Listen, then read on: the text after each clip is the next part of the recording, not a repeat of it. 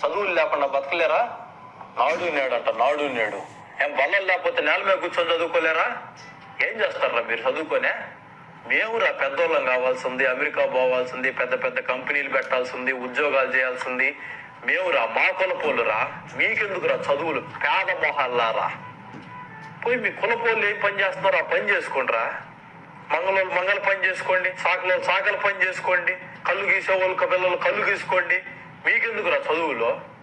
మేము అధికారంలోకి వచ్చిన వెంటనే ప్రభుత్వ పాఠశాలలను రద్దు చేసి పారేస్తాం. మేమురా బాగుపడాల్సింది, మేము ఒక్కరమే బాగుపడాలరా.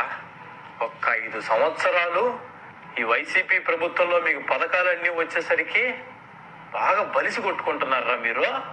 2024లో మా ప్రభుత్వం వచ్చాక చూపిస్తాం, ఆగండి.